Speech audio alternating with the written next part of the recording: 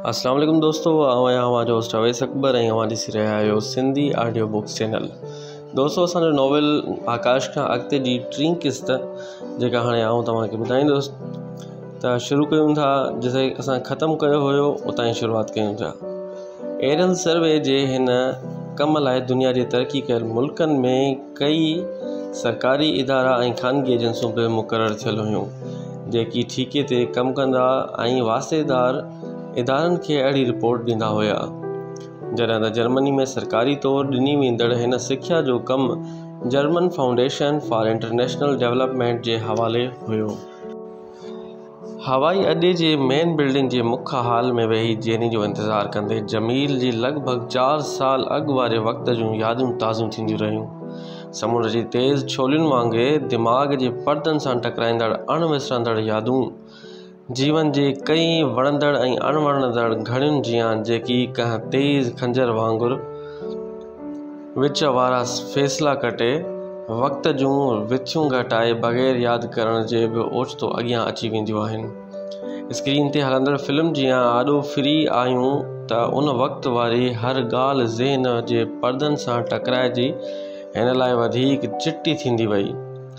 Germany Europe जी दिलि, अदीबनि, शाइरनि, फ़लसफ़नि, मुसव्विरनि, मौसीक़ारनि, महिनतकश अवाम, महबूबनि ऐं दिलदारनि जो देश, जिते जा माण्हू आज़ादु ख़्याल, सचा, प्यारा, दिलि वारा ऐं महिरबान हुआ, जिते प्यार जी मोट प्यार ई हुयो, जिते घणो करे त कॾहिं बि कंहिं लाइ का नफ़रत न हुई।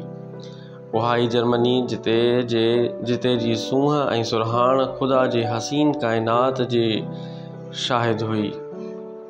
हवाई अॾे जे इमिग्रेशन काउंटर ते वेठल अधड़ोट उमिरि वारे पंजाबी ऑफिसर चवाणी त यूरोप जे हीअ हार्टलैंड जहिड़नि लाइ जन्नत वांगुरु आहे। जमील खे यादि आयो जॾहिं 4 साल अॻु हुन पंहिंजो पासपोर्ट, टिकट ऐं ॿिया कागज़ चकास लाइ काउंटर ते रखिया हुआ त सुकल बूथ वारे सांवरे ऑफिसर खेसि चयो हो छा त उतां जी सूंहं आहे। बर्फ़ सां ढकियल वॾा पहाड़, सावा मैदान, उभ सां लॻंदड़ इमारतूं ऐं शीशे जहिड़ा रोड, मायूं बि अहिड़ियूं मलूक जो माण्हू हिकु वार ॾिसे त अखि न कढे। ऑफिसर चवंदो रहियो, उतां जे बियर ऐं विस्की जो बि त जवाब ई न आहे। माण्हू मुणनि मुंहुं पीए पर पेट न भरबो। उते जा माण्हू त पीअण बिना मानी बि न खाईंदा आहिनि ऐं बिना पीते जे 2 गिरह खायाऊं त चवंदा नेरनि पिया कयूं। माण्हुनि जो सरेआम वणनि हेठां वेही विस्की या बियर पीअण त उतां जो कस्टम लिखिजे थो। ईअं हिन जमील खे ॾिसी पंहिंजी निकोटिन लॻल पीलनि ॾंदनि जी नुमाइश कंदे चयो हुयो, यूरोपी मुल्कनि में असुलु मज़ा त उहे आहिनि साईं, न त हिते भला को बुख थो मरे छा। हू चवणु लॻो हुयो, खाओ पियो ऐश कयो क़िबला, कहिड़ी ख़बर त ज़िंदगी बि अलाए केतिरे हले। मां घुमण न पर सरकारी ट्रेनिंग ते पियो वञा, माना त VIP महिमान आहियो। VIP त न पर महिमान ज़रूरु आहियां। उते मुंहिंजी ट्रेनिंग आहे त सिक्योरिटी ऑफिसर जेको शायदि त जर्मनी बाबति घणो वाक़ुफ़ु हो चयो हुयुसि, उते 1 साल ताईं पढ़ंदड़ बि गेस्ट स्टूडेंट्स लिखिया वेंदा आहिनि। साईं बहरहाल छा बि हुजे पर सरकारी माण्हू बि उते वञी वात ॿधी त कोन वेंदा आहिनि।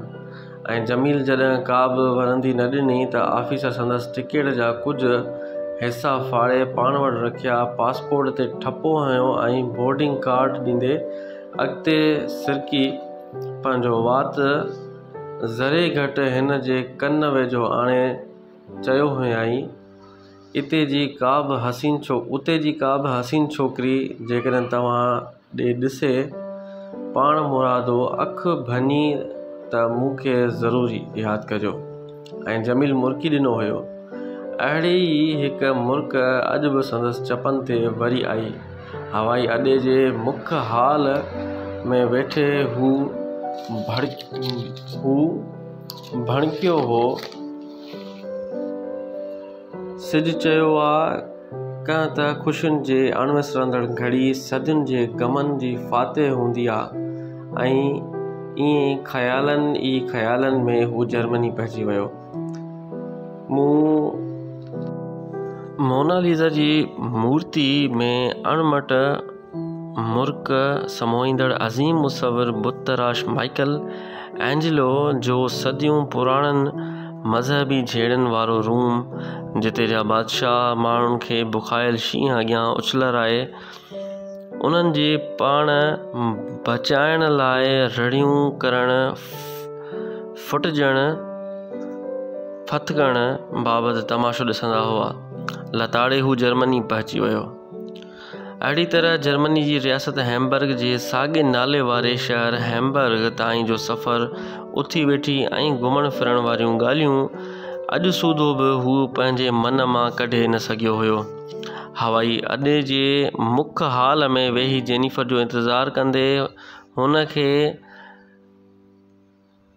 बरसातुनि ऐं धरतीअ जे विछायल साई चादरुनि वारो देस अखियुनि आॾो अची रहियो हुयो, जिते जो समुंड जहिड़ियूं छोलियूं हणंदड़ राइन दरियाह, अंगूरनि जा अणखुट बाग़, बियर जा मट पीअंदड़ माण्हू, नाइट क्लबुनि जूं झिरमिर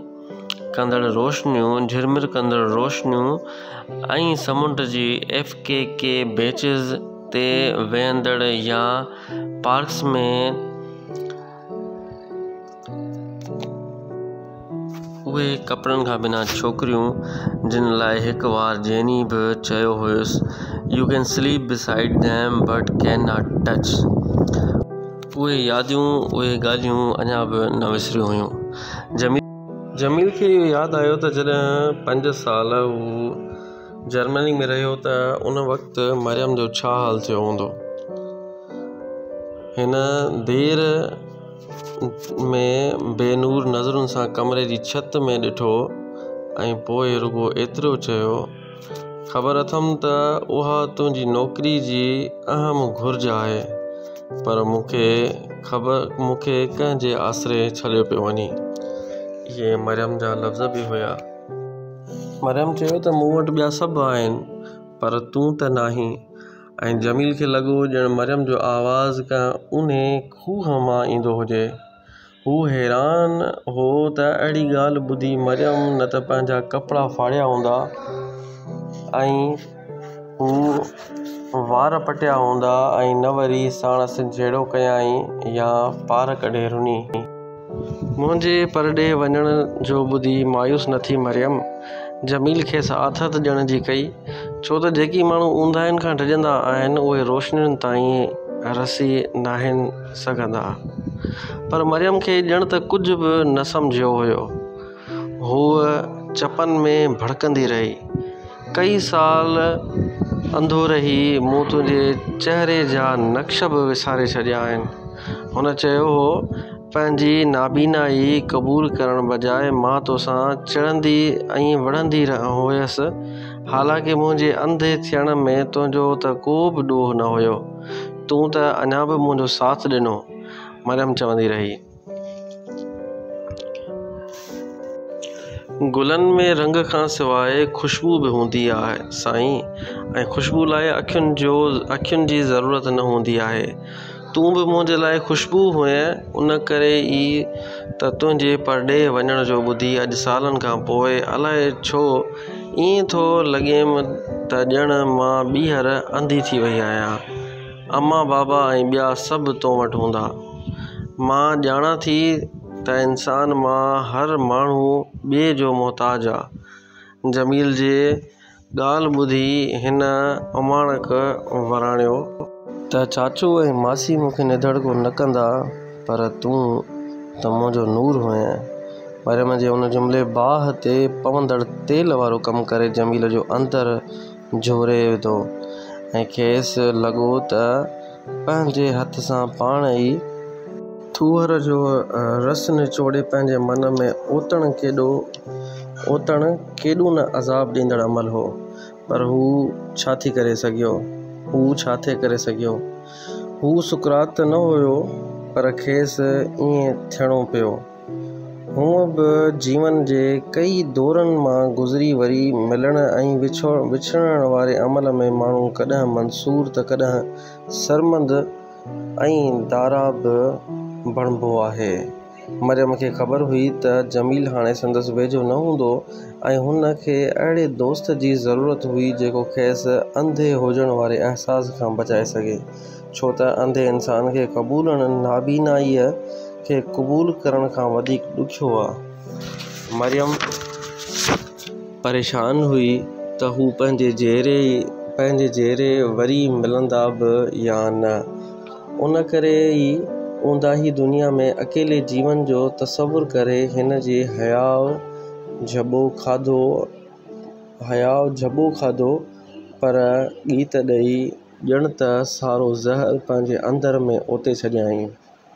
हिन रुॻो एतिरो ई चयो हुयुसि, मां सोचींदी हुयसि त छा अंधियूं अखियूं रोईंदियूं आहिनि। त जमील खे पंहिंजो अंदर वढियो महसूस थियो। अलाए कीअं पाण रोके हू मरियम जा गल चप ऐं अखियूं चुमी ॿाहिरि निकिरी आयो। हिन में दोज़ख जा हथियार हथ में खणी दोज़ख जो मुक़ाबिलो करण जी सघ कान हुई। वक़्त ते पेर रखे हलण बजाए हिन वक़्त खे पंहिंजे मथां बीठल ॾिठो ऐं पेर जो डंग कम करे वियो त का बि वाह कोन पचियसि। मरियम वटां उथंदे हिन ॼण त पंहिंजे हार लिकाइण जी कई। खेसि पंहिंजा ॿई हथ ॻिचीअ में वकोड़ियल ऐं साह मुंझंदड़ लॻो। शायदि उन लाइ त विछोड़े जी बाहि दोज़ख जी आतिश खां बि उगरी आहे। ऐं अॼु लॻभॻि 5 सालनि खां पोइ हवाई अॾे जे मुसाफ़िरनि वारी मुख हाल में वेही पंहिंजे माज़ीअ खे सारींदे जमील खे लॻो त ॼण हू बिल्कुलु हाणे जर्मनी वञी रहियो हो। 5 साल पहिरियां उहा पिणु अहिड़ी ई हिकु वणंदड़ सुबुह हुई जॾहिं हू परॾेह उसियो। खेसि महसूस थी रहियो हुयो त ॼण हिन जा ॿिया बि कई दोस्त ऐं साथी साणसि हिन सफ़र में गॾु हुआ, छो त इहा कंहिं हिकु न पर दूर ॾेह वेंदड़ कई माण्हुनि जी कहाणी ऐं ॼण त असां मिड़नी मां हर कंहिं जी पंहिंजी कहाणी हुई।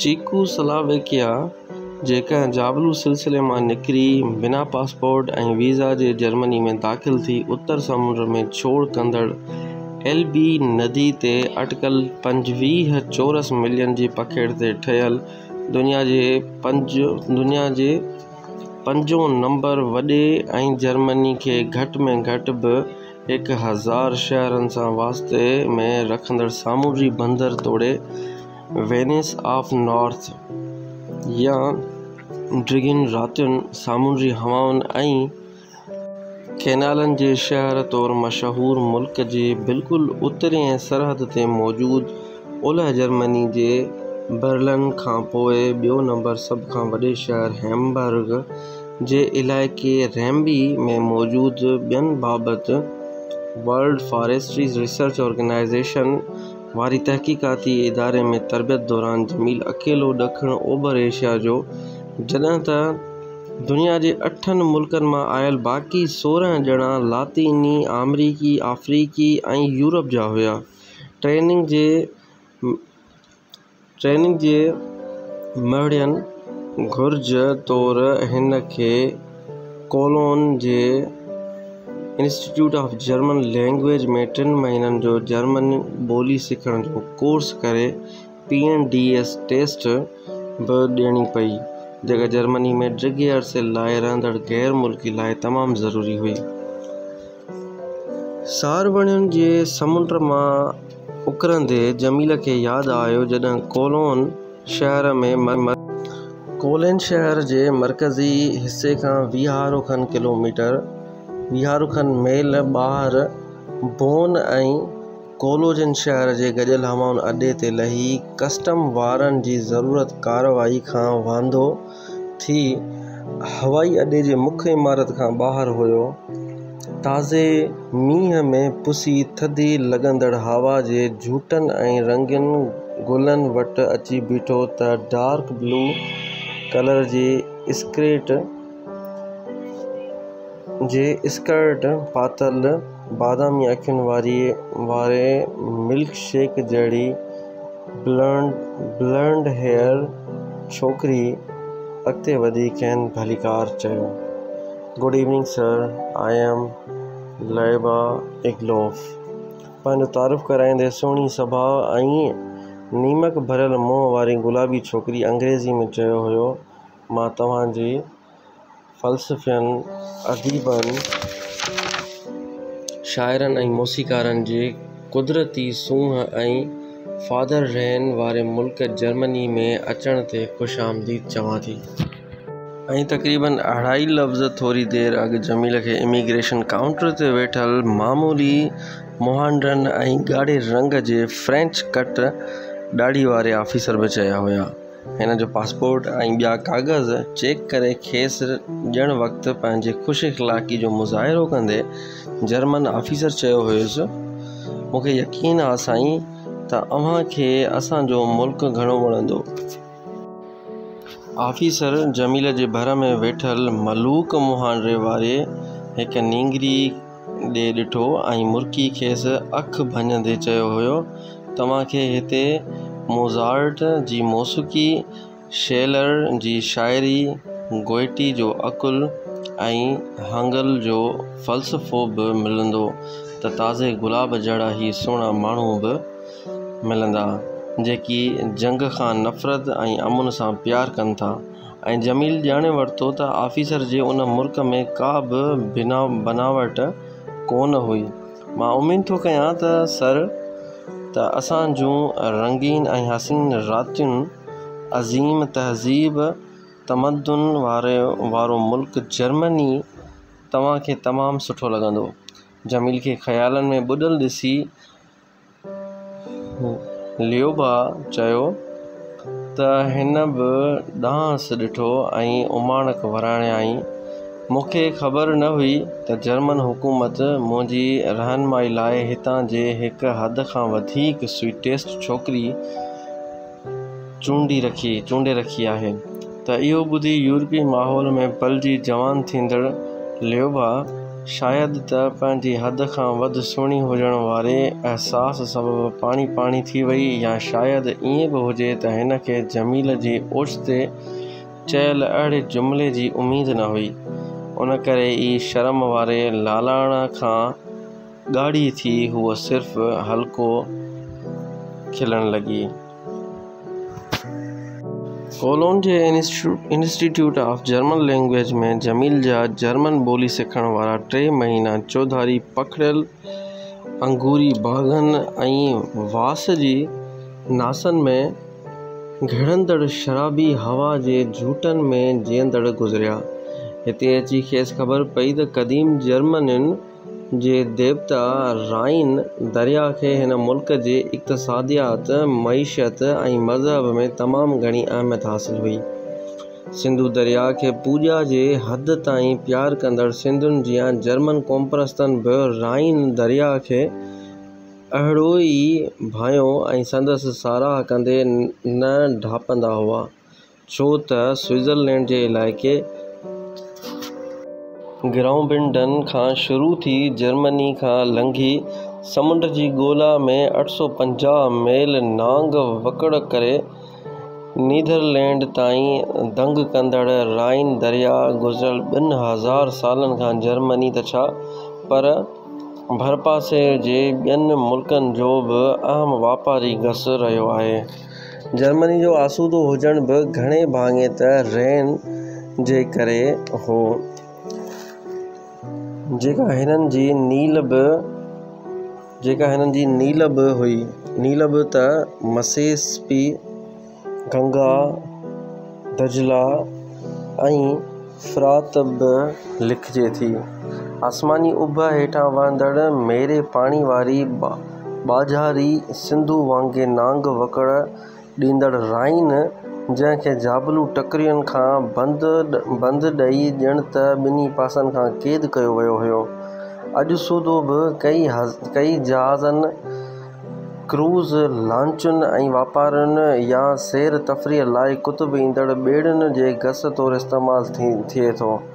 राइन वैली में कई कोहनि ताईं पखिड़ियल उभ सां ॻाल्हियूं कंदड़ जबल बि हुआ त नेण निहार ताईं सावक, ऐं उन्हनि जे विच में किथे किथे के पुराणा क़िला ऐं गिरजा घर बि नज़र आया।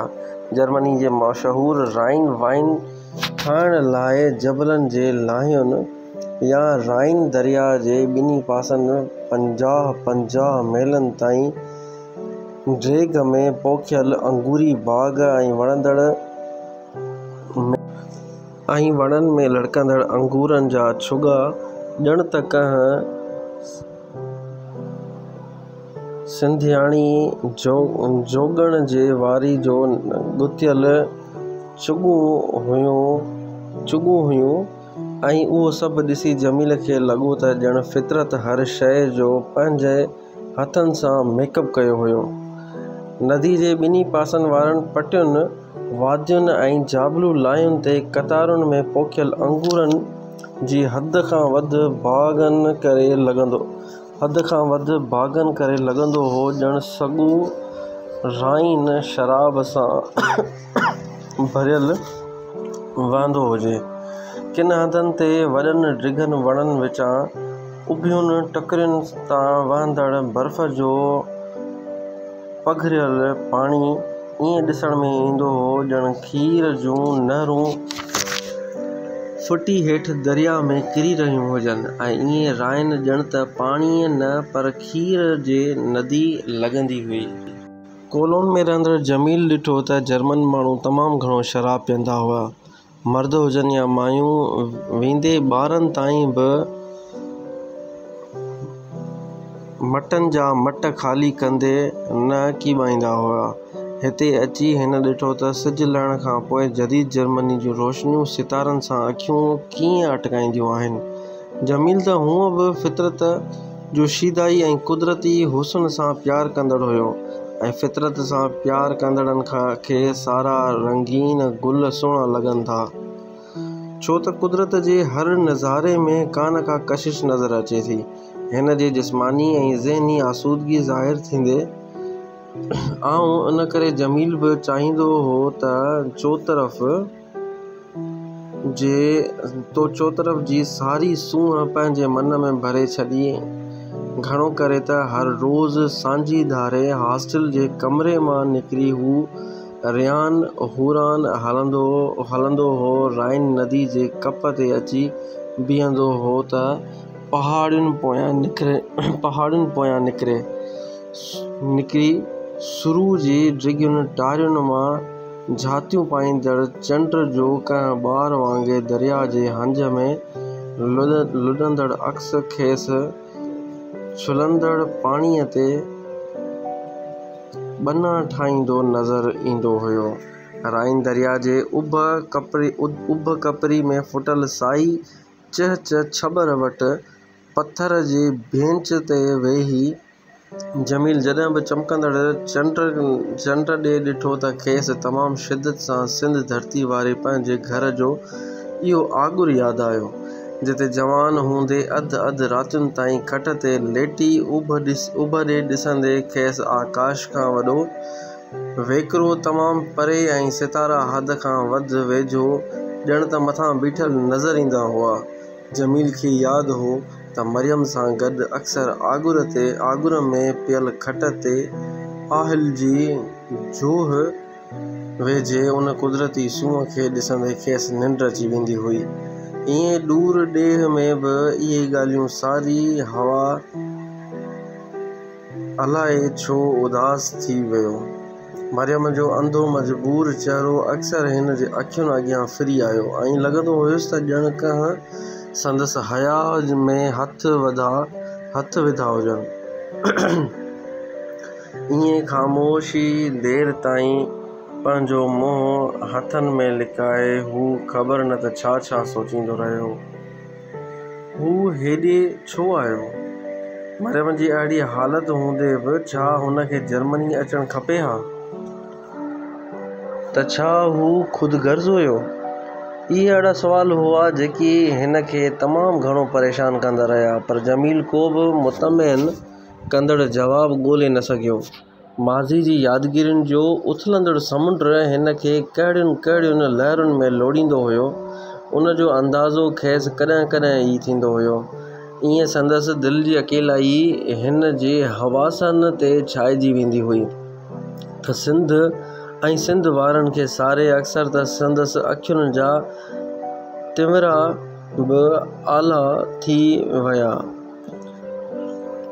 उदासी खां आजो थियण वारी अहिड़ी वेल हू उभ ॾे ॾिसी चमकंदड़ चंड जी सूंहं पंहिंजे मन में समाइण जी कंदो हुयो, छो त अकेलाई जे ऋण में रुलंदड़ माण्हू रुॻो चंड सां ई त प्यार जूं ॻाल्हियूं कंदा आहिनि।